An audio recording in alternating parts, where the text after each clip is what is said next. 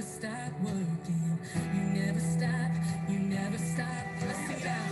Even when I don't see it, you're working. Even when I don't feel it, you're working.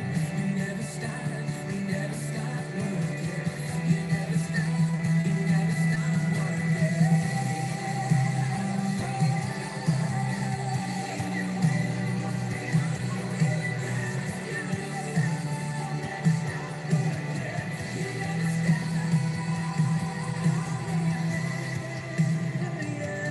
Praise the one who set me free. Hallelujah. Death has lost its grip on me. You have broken every chain. There's salvation in your name. Jesus Christ, my living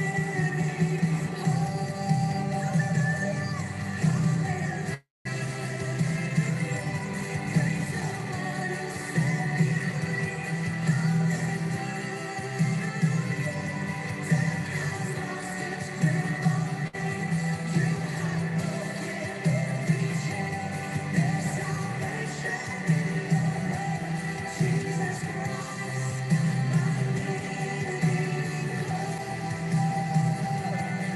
Jesus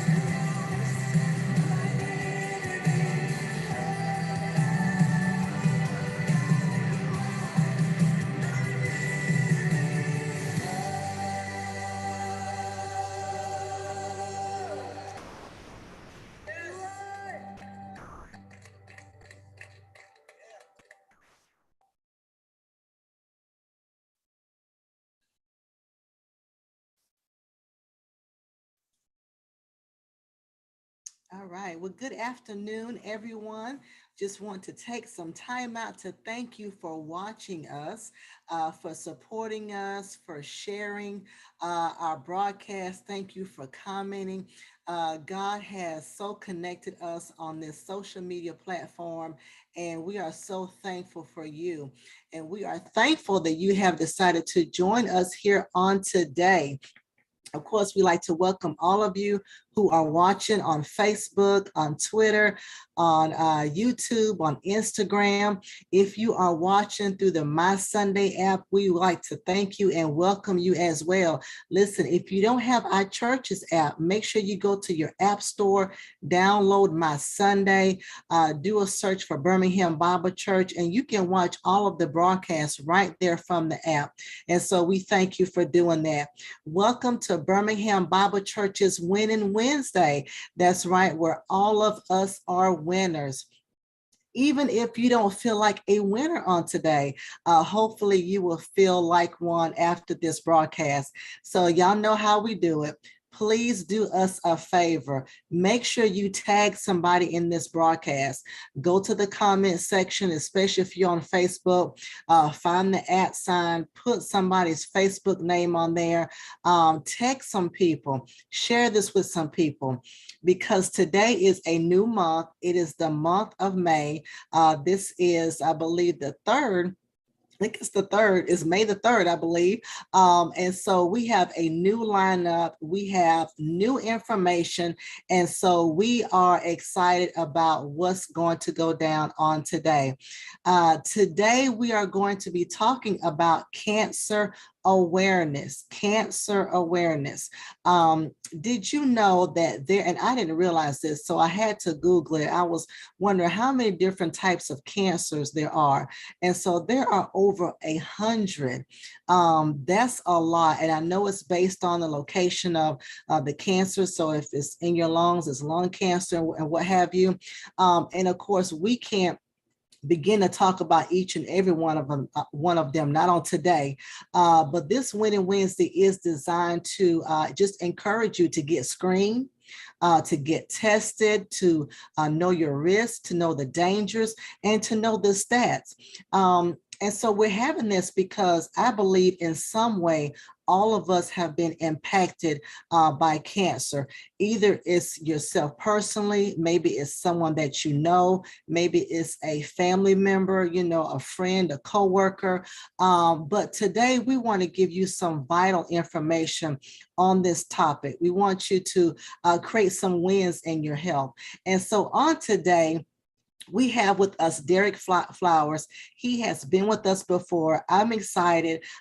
This is probably his third time being here with us, but he is with the UAB, the University of Alabama in Birmingham. He's going to introduce himself a little bit more, but he works with the O'Neal Comprehensive Cancer Center. A lot of y'all know Rochelle Wallace, and she has always done a great job with this. And so he works with her. And so I am so happy to have Derrick with us on today, and he is going to tell us about cancer awareness and what we need to do to be aware of this disease. So, hey, Derrick, how are you? Good morning, Lady Pam. Doing well. Thank you so much for inviting me to participate in this today. Oh, definitely. Thank you for joining us. Thank you. You always do a wonderful job at explaining things, and so we're excited that you're going to share this information, and then also share at the end how people can contact you if need be. So yes, so tell us, first of all, tell us where you work, tell us what you do, and you can, I'm sure that may be in your presentation, not sure, but and then you can go forth in your presentation. No, you're perfectly fine. Thank you so much for the chance to introduce myself as well. Hello, everyone. Derrick Flowers Jr. here from the O'Neal Comprehensive Cancer Center. It is my pleasure to serve Jefferson County as your program coordinator for the Cancer Center. My efforts specifically for the office is to share cancer education and prevention information, especially to our underserved communities who don't know what access they have to certain services, who don't know what cancer is, and even more so, they don't know that they actually have a strong chance of fighting against cancer. So it's our knowledge to go out there and dispel, the misinformation and the ignorance that we even have in our community, because we simply don't know things. So we're going to address that by tackling it head on, going to talk to our community, neighbors, friends, you name it. We're talking to somebody, whoever will listen to us, so we can get this knowledge out there for the betterment of our loved ones and brothers and sisters. Amen. That's awesome. Well, you're doing a wonderful work. It is so needed.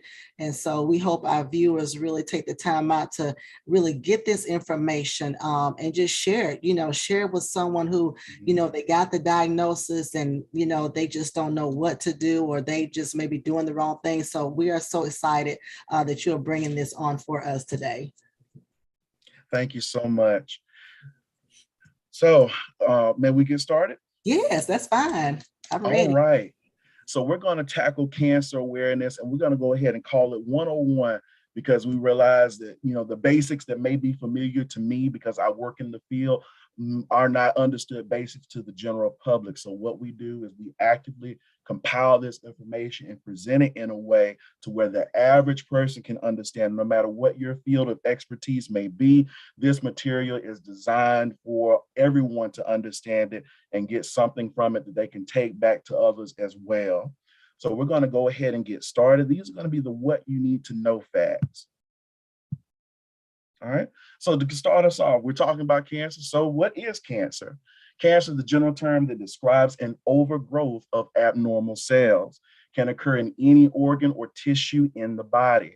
And there are actually more than 200 different types of cancer, because it can affect so many different areas of the body.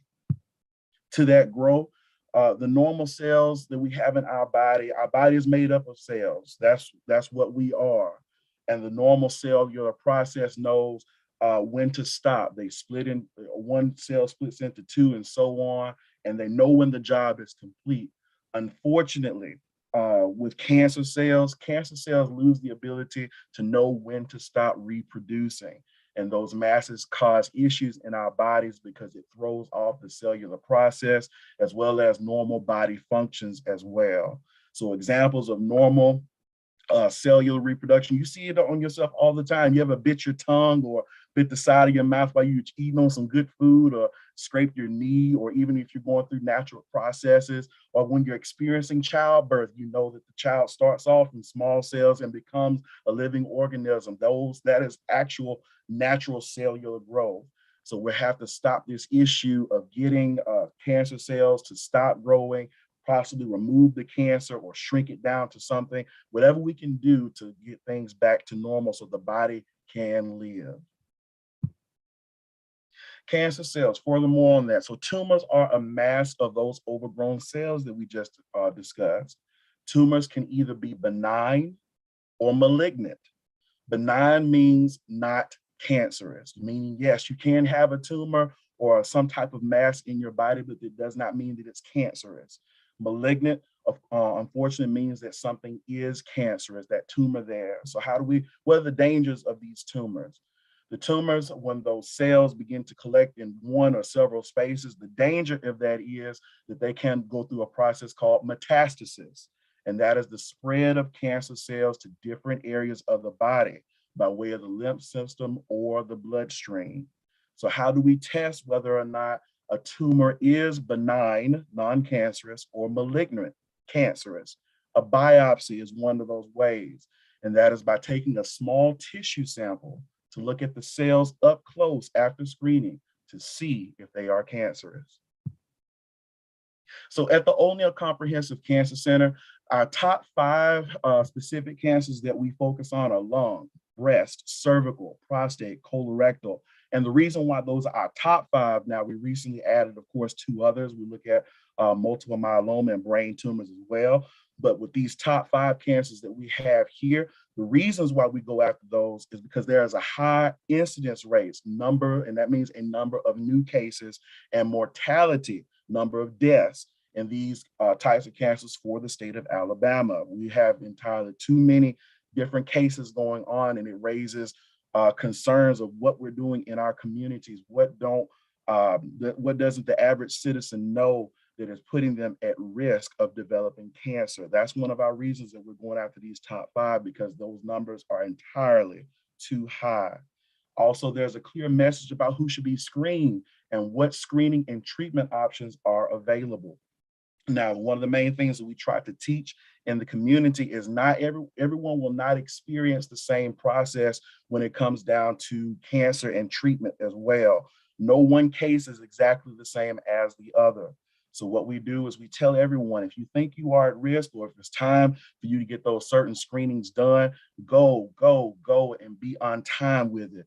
Be proactive about your health and know your status long before the symptoms start to develop. No, we don't want you to wait until you start feeling bad. No, we don't want you to wait till you see some things changing your body that are unfavorable. No, we don't want you to wait until you can't do your normal functions like you used to. We want you to know your status long ahead of time, because if you know it sooner, your chances of survival and long lasting life are much, much greater.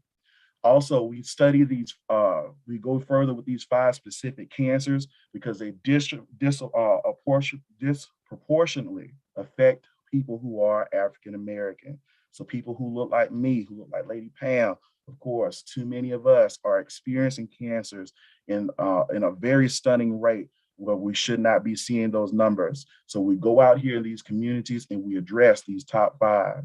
So later on in this presentation, we're going to cover each of these cancers very briefly to tell you what they are, what you need to look for as possible symptoms of these diseases, what prevention methods that are available to you, and of course, what treatment options are also available to you as well.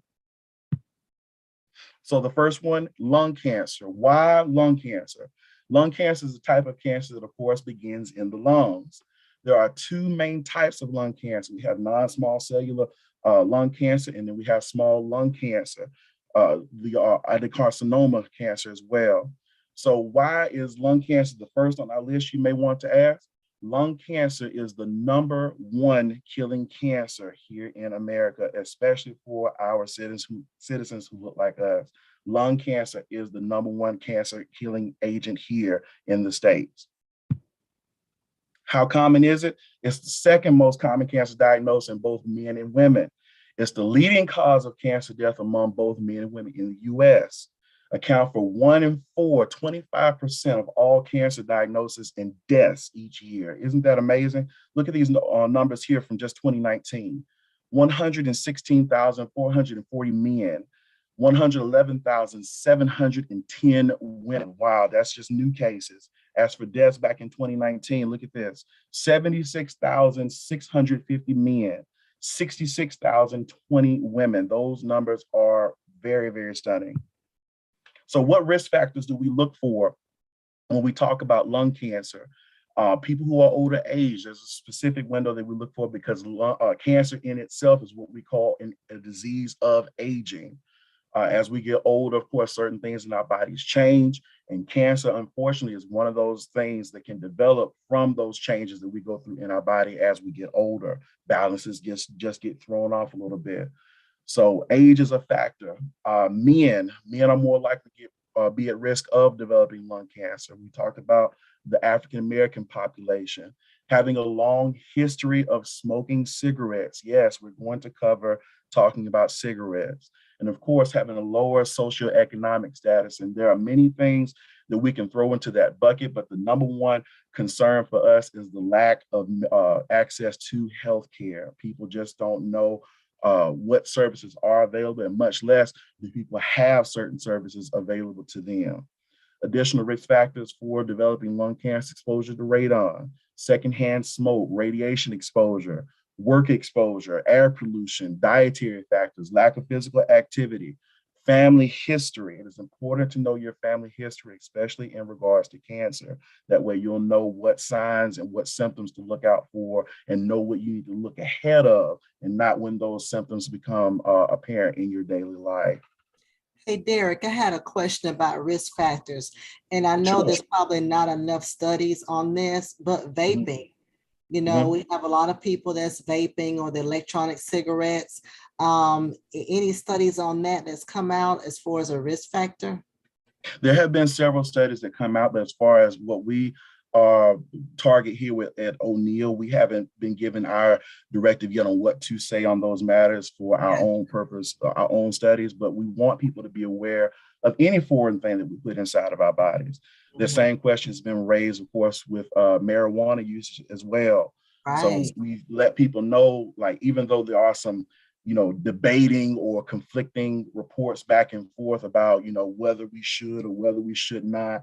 The most important thing we have to realize is when we put any type of foreign substance into our body outside, of course, natural food, not the processed stuff, and water, we realize that it will have an effect on our bodies. So Oh, each individual may have maybe more susceptible and want to watch that a little bit more carefully than the average person. So we put that on the individual to go back and do what's comfortable for them and what their physician suggests. okay. All right. Thank Mhm. Yes, ma'am. All right. So, what symptoms would you look for in regards to lung cancer? Coughing. The most common, 50% of cases, is just a cough that develops, and people don't think much of it until here comes number two: blood in the phlegm comes into play. Shortness of breath, wheezing, pain in the chest, fatigue, pneumonia can even develop. And remember, you can or may be at risk of cancer still, regardless of not if you are showing symptoms. That is why, if you're in that age bracket where it's actually where you start at age 50 on up to age 80, really was the screening window allowed for cancer. You can go ahead and start getting checked out, especially if you're high risk and you have a long smoking history. We're about to talk about that soon. So these are the symptoms that could be linked to lung cancer. However, remember that symptoms are not always the signs you want to wait for to get diagnosed. Be proactive about your health and know your status long before any symptoms will develop. Okay. So how can you reduce your risk for lung cancer? Avoid tobacco. If you smoke, quit. If you don't smoke, do not start. Avoid secondhand smoke. Test for radon, that's natural occurring odorless gas. Protect yourself when working around asbestos, naturally occurring minerals, often found in mines, mills, textile plants, places where insulation is used. It's actually becoming less, uh, slightly less of a concern because there's new operations where there's actually foam being used as insulation material. So we're hoping that that catches on even more and people don't have to rely on asbestos unless, of course, you're using it maybe an older building or something that you want to get inspected and checked out. So screening and early detection for lung cancer. Currently, those at highest risk for lung cancer are eligible for low dose computed tomography scan. We like to see just low dose CT scan. It's very similar to getting X-ray done. There's no blood work needed, no pill to take, no injections. You show up for your appointment. Once you're called to the back, you should be done in maybe 5-10 minutes tops. After you get the test done, your doctor will get the results and have a phone conversation with you or in person maybe to discuss any findings if there were some, and then you'll be able to have an action plan to go from there. So if you may be high risk, if you are again above the age of 50, either a current smoker or you quit within less than 15 years ago. And if you have a 30 pack year smoking history. Now, what is a pack year? Pack year is simply here broken down for us. If you started smoking, years back and you smoked 1 pack a day for say 30 years, for that amount of time, that's called a 30 pack year history. You are at high risk for developing lung cancer.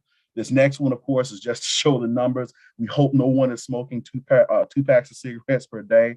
But again, just to show the severity of it, if you were an individual who smoked 2 packs of cigarettes daily for 18 years, that puts you at a 36-year pack history. And yes, you are at high risk for developing lung cancer.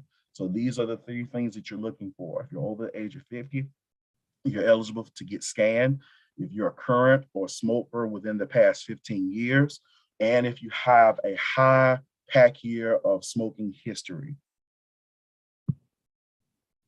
Okay, for people most at risk for developing lung cancer, a yearly scan should be done until they are no longer eligible. And generally, doctors, physicians would like to cut you off at the age of 80 years old for this process. Lung cancer screening is covered by most insurance plans, Medicaid and Medicare, as long as you are considered high risk. And I always tell people, yes, if you want our help, please get in contact with me. I'll be glad to get on the phone with you and still keep you in the loop on how to get to these appointments and what you're asking for. I actually still have a few spots open for a project where you're eligible to receive a $50 gas card from me if you let me help you get scanned for lung cancer. I'll give you my contact information at the end. I'll go ahead and say it now just in case you want it. My email address is flowersd@uab.edu. Again, my name is Derrick Flowers, and you can reach me by phone, 205-975-3622, and ask me about our ALCASE project, our lung cancer awareness. So if you want to get scanned for lung cancer, what are the steps that you would go through? And what would you help me, Derrick, do so that I can get scanned? Well, step 1 is you have to have a conversation with your primary physician and get a referral to have the process done. That's step number 1. Number 2, patients and doctor have a shared decision-making conversation about the risk and benefits of getting this scan done. And lastly, the primary care doctor refers the patients to one of the screening centers of excellence. And there are many places you can go to have the scan done. Remember what I said earlier, no blood work, no pill, no injections, 5-10 minutes of your time once you're called to the back for the whole thing to get done. And then you'll get your results, discussed with you by patient portal, or your doctor may want to have an in-person session or phone call with you. So what treatment is there? Say if someone did get lung cancer, what treatment options do they have available with them? Of course, there's always surgery. But again, what I said earlier, no one case is exactly the same as someone else. So maybe surgery was an option for one person, but then there's also chemotherapy. Maybe that worked out for the next person. Radiation therapy, targeted therapy, use of drugs, typically pills, to narrow the focus treatment to stop the cancer from growing or spreading. And then there are also, of course, immunotherapies called immuno-oncology or IOs. They help the body's own immune system fight against cancer. The next one, breast cancer. Starts with cells in the breast begin to grow out of control. These cells usually form a tumor that can be often seen on an X-ray that's called a mammogram, or felt as a lump.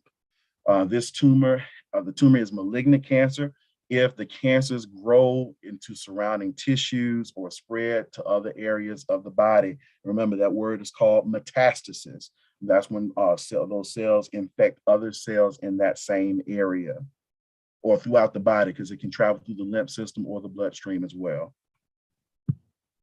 How common is breast cancer? It occurs mostly in women, but men can get breast cancer too. We have to dispel that.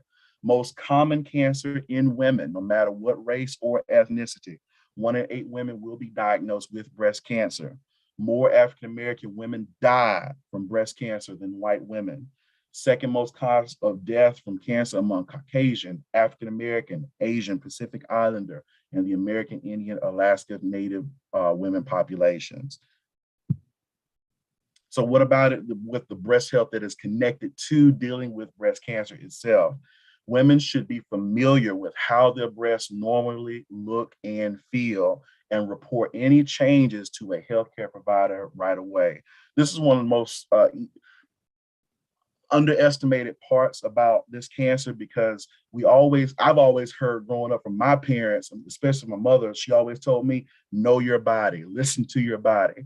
And that goes with, of course, examining yourself. You should know, if you have any different marks of what something doesn't feel like, your body, you live in it. No one can tell you better about, what your body is feeling like, or what certain things should feel like versus you. You live in it every day. So you have to be very cognizant of what may seem different or out of place on your body. Any breast lump or change needs to be checked by a healthcare professional to determine if it is benign. Remember that word? That was non-cancerous, or malignant cancerous.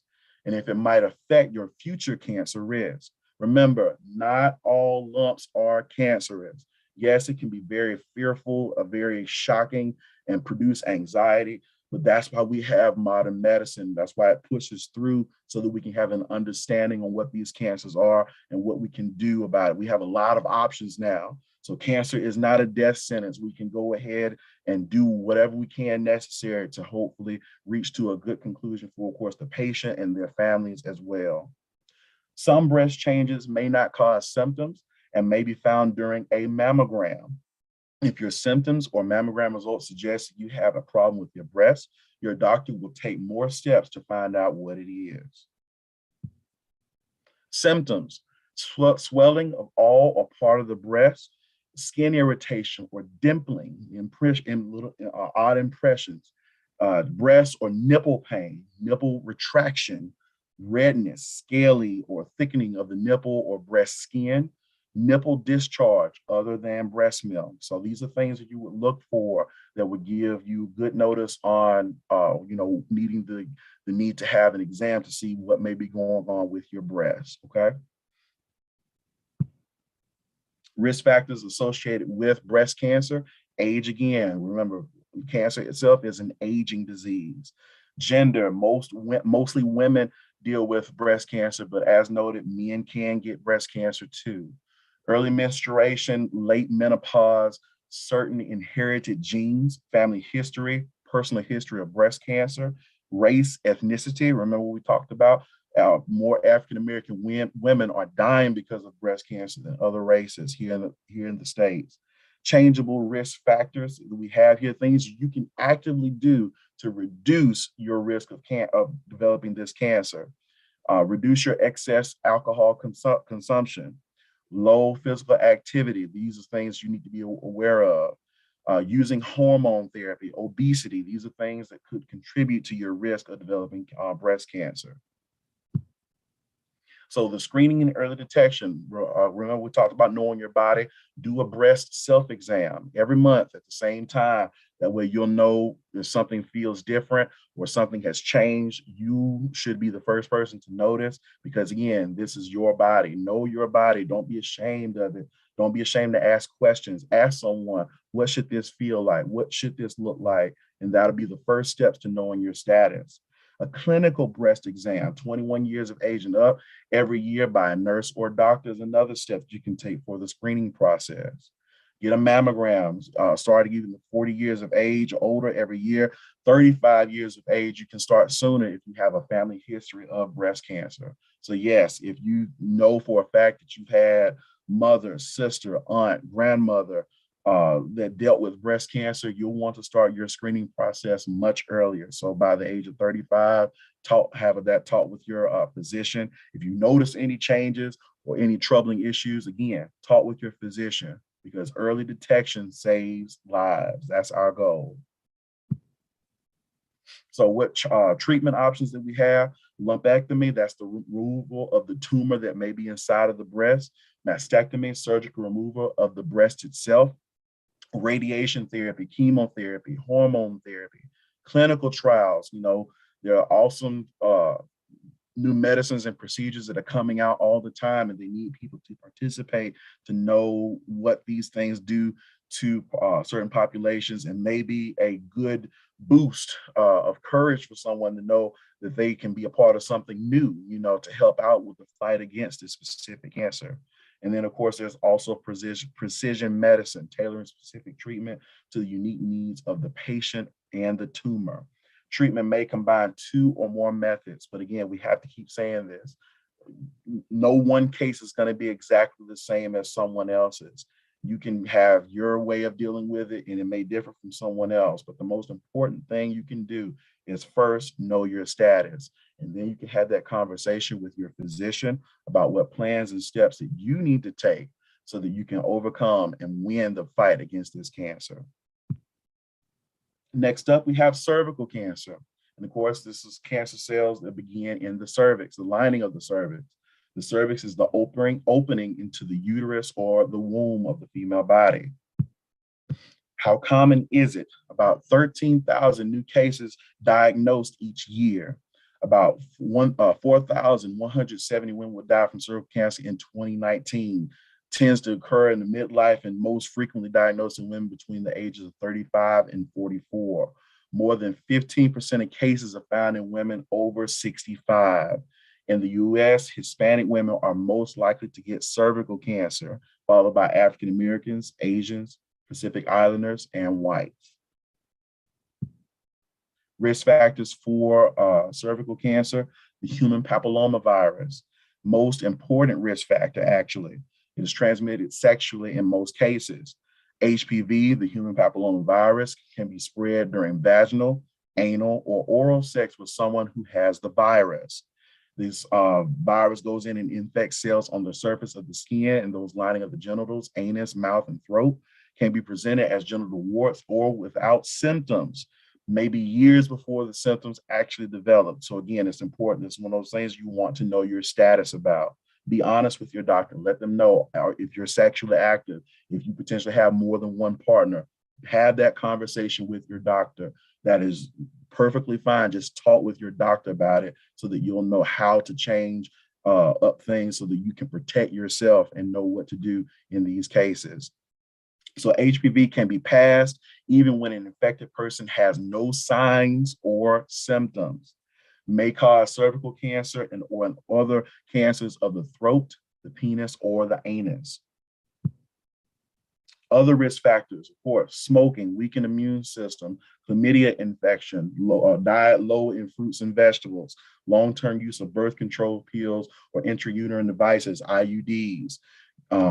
Also, family history as well. Those are all the signs you want to look for as risk factors of that could affect your risk of developing this specific cancer.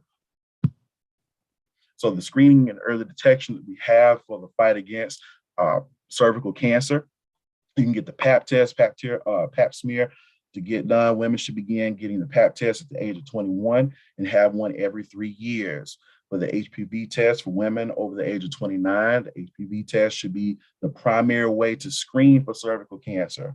Women ages 30 to 65 should have an HPV test every 5 years. So the HPV vaccine, we're going to talk about more of this, especially with upcoming projects that we have with the Jefferson County Department of Public Health. The routine HPV vaccination for boys and girls should start at the ages 11 or 12 and can be started as early as 9 years of age. It is recommended for females ages 13 to 26, for males 13 to 21 years old who have not started the vaccines, who have started but not completed the series. Yes, it's multiple shots in those areas to become completely compliant with this vaccine. Males 22 to 26 years old may also be vaccinated. Recommended through age 26 for men who have had sex with men and for people with weakened immune systems, including people with HIV infection. They have not been previously vaccinated. So yes, again, know your status, get these vaccines in, ask questions if you want to know when your child should start and how long the whole process will last. Things to do to prevent precancers. This is associated again with that cancer. Early detection of the Pap test or the smear is key. Get the HPV vaccine. Make lifestyle changes. Delay onset of intercourse. Limit number of sex partners. Use a condom. Don't smoke. Of course, and we talk about having a healthier lifestyle with diet and exercise as well. But these are very, very, very important things to prevent precancers. What treatment options are available? Depends on the stage of treatment. Again, we talked about this earlier. You're going to hear me say this a lot because it's a part of the education that we do. No one case is exactly the same. So stage of the cancer is very dependent. The type of cervical cancer, persons, if you desire to have children, then you have age to account for as well. The precancer treatment options include the LEEP test, and you have cryotherapy, laser, and of course, colonization. Cancer treatment options, radical hysterectomy, of course, radiation, and chemoradiation. Cervical cancer can be 100% if diagnosed at an early age. It can be cured at 100% if diagnosed at an early stage. Next up, colorectal cancer. This is cancer of the colon or rectum, believed to develop gradually from polyps. Polyps are tiny growths on the inner wall of the colon or rectum.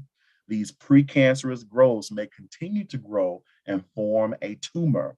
Removal of polyps can prevent colon cancer. Now, more information on polyps, because I know polyps can be a very scary thing to talk about as well. So stay with me. Here we go.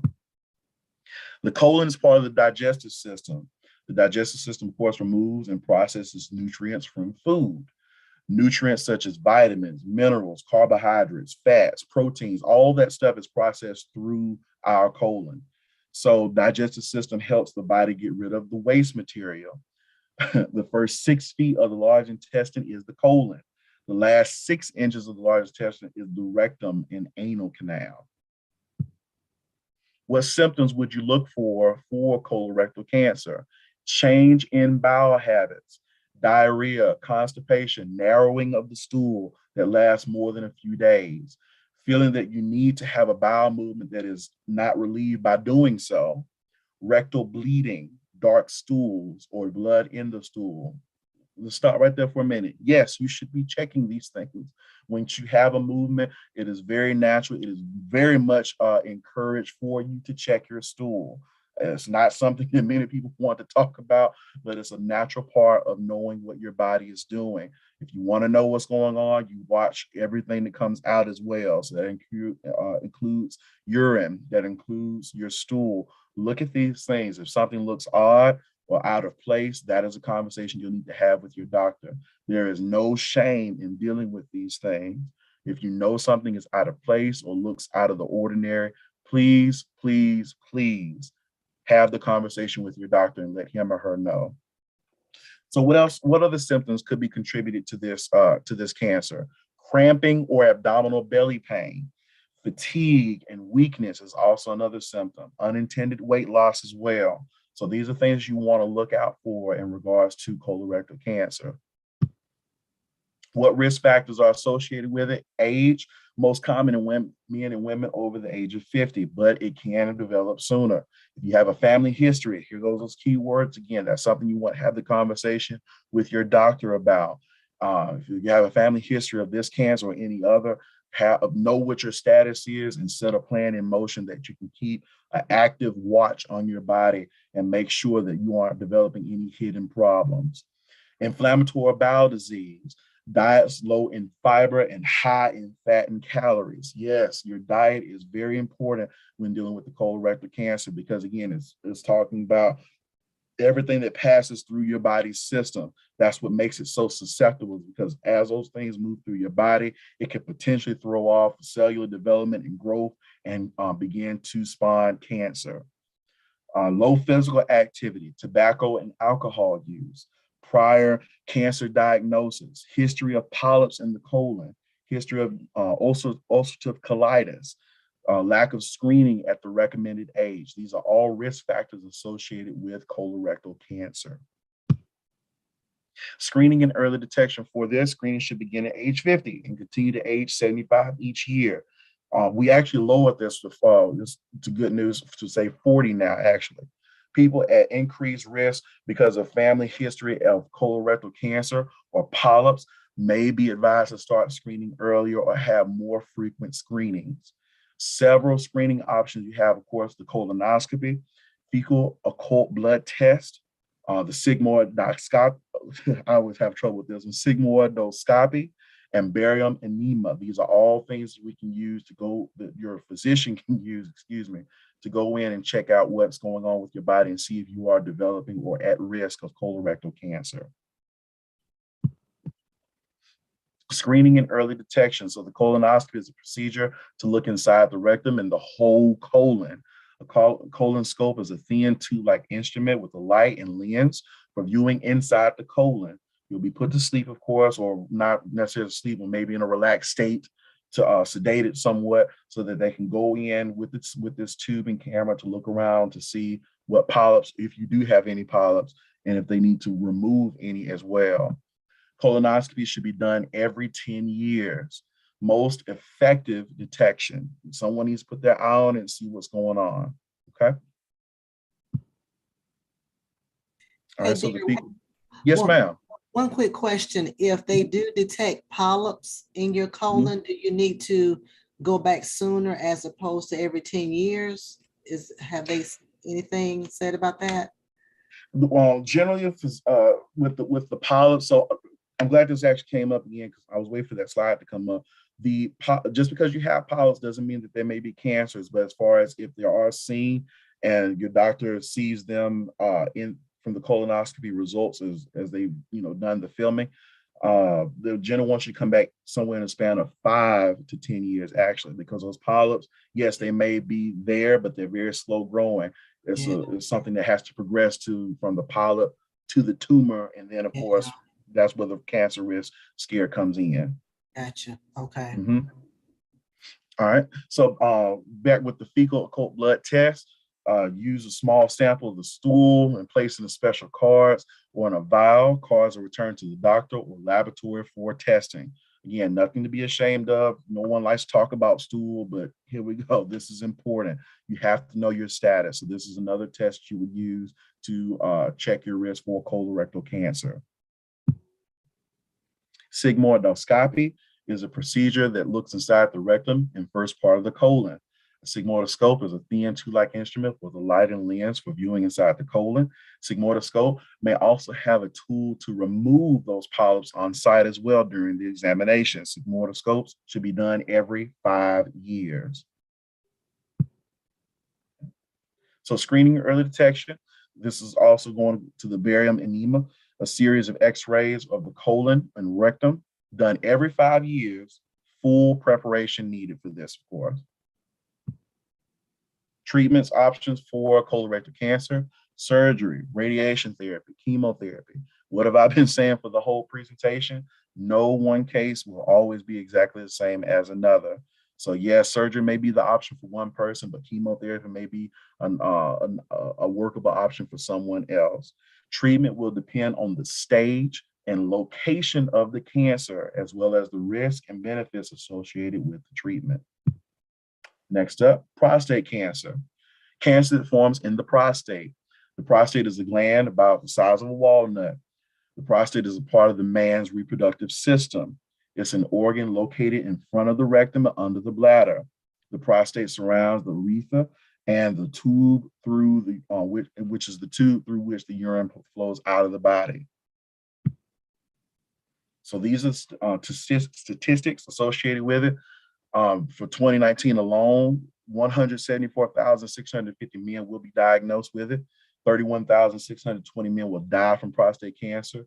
1 in 5 African American men will be diagnosed with prostate cancer in their lifetime. African American men have the highest incidence rates number of new cases of prostate cancer of all races. What symptoms would you look for with prostate cancer? Urinary problems, inability to pass urine, a hard time stopping or starting urine flow, pain or burning during urination, needing to urinate often, especially at night. Those are key signs you want to look for as possible symptoms to prostate cancer. Difficulty having an erection, blood in the urine, frequent pain in the lower back, hips, and upper thighs. Again, if you're experiencing these things, it's best to know about them as possible risk factors for this cancer, because especially men, we're very easy to write things off as just getting old or having, eaten something wrong. There's a bunch of labels we can stick on things to cover up the potential bigger issues. So if you know that you're in this age gap of what we talked about, of possibly contracting this cancer, and you're feeling something that's out of place and out the ordinary, this is a conversation for you to have with your physician. Risk factors: age, family history, again, race, eating a diet high in fat or drinking alcoholic beverages. To reduce risk, one can reduce risk by making healthy choices, exercising, and eating a healthy diet of fruits and vegetables. Screen early detection for prostate cancer guidelines: age 50 for men who are average risk, age 45 for men at high risk, age 40 for men at even higher risk, those with more than one first degree relative who had prostate cancer at an early age. That can be dad, uncle, brother. Those are key signs you're looking for in your family history to know what your risk is for developing prostate cancer.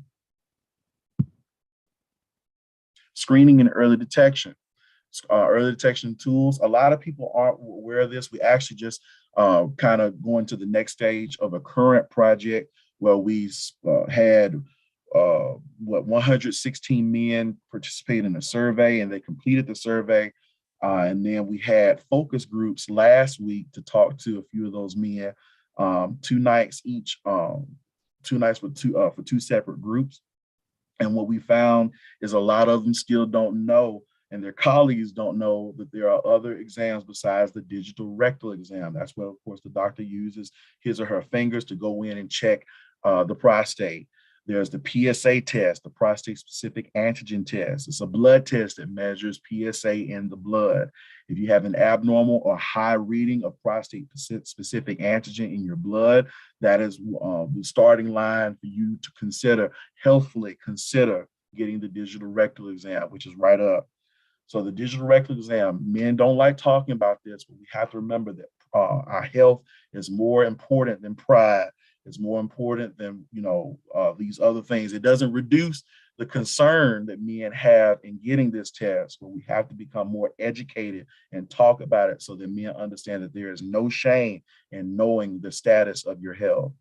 So the digital rectal exam, doctor inserts a lubricated gloved finger into the rectum and feels your prostate through the rectal wall. That's the top of the line way for you to know your potential risk and status of prostate cancer. Treatment: active surveillance or watchful waiting. Regular tests monitor the cancer. Treatment is only given if and when the prostate cancer causes symptoms and grows. Again, treatment options go into surgery, radiation therapy, hormone therapy, and cryotherapy. What have I been saying? All cases are not the same. So just because someone went through it one way, it doesn't mean that you have to as well. Screening options reviewed. So tools for early detection: low-dose CT scan for lung cancer, Pap smear for cervical cancer, mammogram for breast cancer, colonoscopy for colon cancer, prostate-specific antigen or the rectal exam for the prostate. Screening is recommended for individuals who do not show symptoms. So yes, even if when you hit those age ranges, you should be having a checklist with your doctor saying, hey, it's that time. I'm 40, I'm 50, I'm 55. It's time for me to know my status on these cancers and if we need have something that we need to be concerned about. So what can we do? We're talking about prevention, cancer awareness. Choose a healthy lifestyle. About 40% of cancer cases could be prevented each year by following diet, physical activity, and weight management recommendations, of course. Not smoking, using sun protection, using cancer preventing vaccinations are also key to lowering your cancer risk. So we're going to talk about some of these options very briefly. So nutrition, of course, we want to talk about food that you put in your body for your body to function. Consume 5 to 9 servings of fruits and vegetables each day. Plant food should be at least 2/3 of your plate. Limit fast foods and processed foods, high in fat, starches, or sugars. Yes, it may be quick, it may be cheap in some cases, but we have to be more proactive with our health. I fortunately have been very consistent in my workout efforts. I've been going strong since what August now of last year. I have a personal trainer. I've been meeting with him every week, Monday, Wednesday, Friday, 5 a.m. And that's where I get my time in. But guess what? Exercise is good, but nutrition is 80% of the battle to a healthy lifestyle. So I'm still working on this area, and I encourage you to do the same. Be active about the food that you intake into your body. So further on that list, limit your red meat and processed meat consumption as well. Consume no more than 12 to 18 ounces of cooked meat per week of red. If possible, avoid processed meats. And of course, that's that good old sandwich meat and whatever else you want to throw in there. We just need to be cautious and very proactive and mindful of the things we put in our bodies. Again, with nutrition, limit sugar sweetened drinks. That's that sweet tea, that's that Kool-Aid, that's these juices and sodas that we love so much. Work on drinking mostly water and unsweetened drinks. Limit alcohol consumption. Don't use supplements. Try to get your nutrients and the minerals that you're trying to get into your body, those vitamins, by eating your foods. Eat those foods. For mothers, breastfeed your baby if you are able to. So My Plate is another great option. ChooseMyPlate.gov. I've also had experience with using Eat This is another good app for you to use for planning out your diet.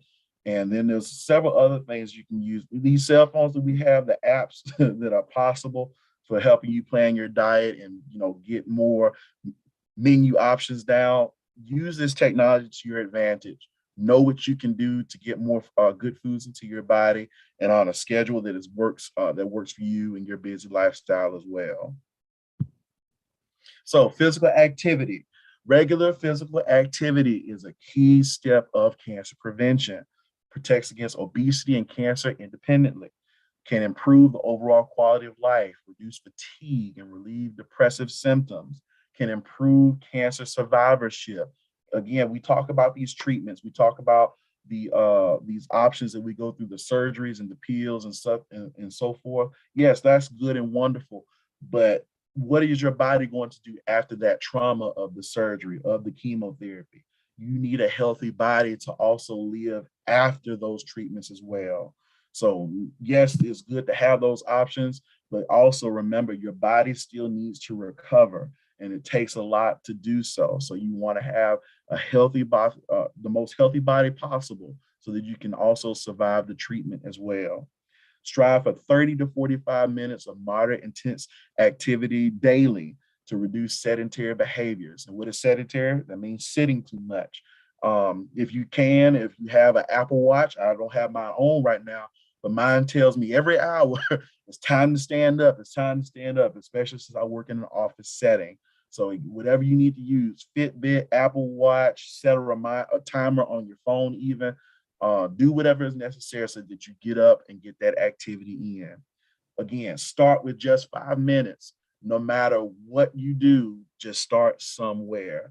Again, no one expects you to go out and run a marathon tomorrow. You have to start off at the pace that works for you and you alone. So whatever works for you, start small, and you'll gradually work your way up to something more rigorous and healthy for you. The best kind of physical activity is the one that you will do, and possible one that you enjoy as well. So remember, we said we're going to get to smoking. Tobacco is the leading cause of cancer worldwide, causing almost 6 million deaths per year. All these deaths could be prevented if people did not smoke. All forms of tobacco cause cancer, no matter if it is chewed, smoked, inhaled, etc. E-cigarettes, vaping don't contain tobacco, but there's not enough data yet to know the long-term impacts on the health. But again, as we discussed earlier, it's a foreign subject. Have that conversation with your doctor. Let him or her know what your habits are and set a plan in motion so that you can still enjoy life as you wish, but in the best ways possible that put you out of line for having to deal with cancer. So my contact information, again, as promised, my name is Derrick Flowers Jr.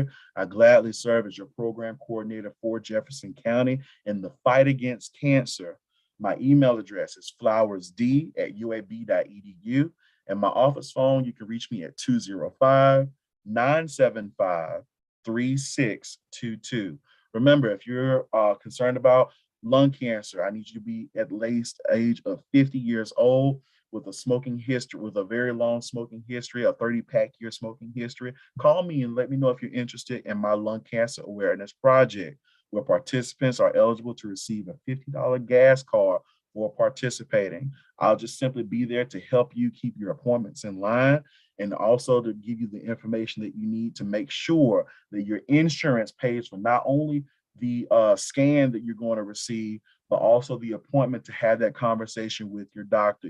Your insurance will cover both of those, should cover both of those.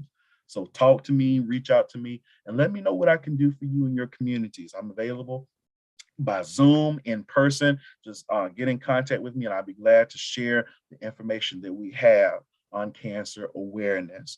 Again, Derrick Flowers Jr., so happy to serve you all. Thank you, Lady Pam, for having me on this morning. Yes, I tell you what, Derrick, this was awesome. I mean, a lot of information. My grandmother said the same thing. And I was well in my 40s, and she was always saying, all right, make sure you know your body. And you're right, you have to pay attention to your body. You have to be proactive about your body. So even if you go to the doctor's office and if they're brushing something off, go to another doctor and get a second opinion. And that's with anything. The symptoms, the treatment, all of it was wonderful, was awesome. I am so glad. I did not plan this. So I'm so glad you ended with the nutrition, because I don't know if you saw our flyer, but next week we actually have a nutritionist. Yep, I saw Dr. What was her name? Larissa Strath. Yeah, I saw. Yeah, she actually went to UAB. That's where she got her. That's where she went and got her doctorate. But she's going to talk about all of those cancer fighting type foods. Not to say that you should get the surgery if it's recommended, the chemotherapy if it's recommended, whatever therapy the doctor is saying, please get that by all means. But, I had a conversation with a friend of mine who was just diagnosed with cancer. And I was asking her, I said, so are they telling you any foods that, you need to be eating? And she said, no, not really. And I think that's key, because if you're going through all of this treatment and stuff, your body needs to be well enough to handle it. I mean, I'm a strong component of that, and then also just making sure that you're healthy, period, that you're, even if nothing's wrong with you right now, let's go ahead and start getting those fruits and vegetables in. Let's make sure we're not eating or consuming as much red meat. But yes, all those are great, wonderful. That was good information, even supplements. So we had a guy come on back in January, and he said, supplement is what it says. It's supposed to supplement what you're already doing. You're not supposed to, That exactly. shouldn't be your one hit. Right. So, no, this was great, Derrick. Thank you so much. Thank you for all of your information. We have your contact. Listen, people, if you didn't catch it, reach out to us, Birmingham Bible Church, and then we can give you his information. So thankful for Derrick and everything that he's doing for the community. We appreciate you. Listen, does your office also give out pamphlets or materials to organization or churches so we can, lay them on tables and so people can pick one up? And do y'all do that as well? We certainly do. I invite any and all people to become one of my community partners and pick up this information, or if necessary, I can even mail it out as well. We can make special arrangements to do that, as often as we're allowed, so Yeah, that that information is available to you. So yes, literature, we have even key items that we could give out to people that has our logo so that they know who we are. right. And I could be glad to arrange that with you or any other church as well that wants to be more active in spreading this information to their congregations. Good, awesome. Well, we are definitely interested. I'm gonna reach out to you in a little bit about some things that we need. So thank you so much, Derrick, for that. Thank you for your availability to meet with us on today. So that's all, folks. This is another segment of our Winning Wednesday. Please make sure you reach out to Derrick Flowers at UAB. Reach out to him so that you can also get this information. If you have any questions, if you're concerned about some things, he is working for the community. So thankful for that. Listen, don't forget, next week, please meet us right here. We're going to talk about cancer fighting foods. This is going to go exactly along with what Derrick was talking about. So that's what we want to do on Winning Wednesdays. Want to educate you, want to empower you, want to inform you so that you can continue to live your life to the fullest and that you can live it more abundantly. So that's all we have on today. Listen, stay tuned. We will see you guys next week. As we always like to say, make sure you stay safe. Please stay sane. Please stay sanitized. We love y'all. Till next time. Thank you so much, Derrick.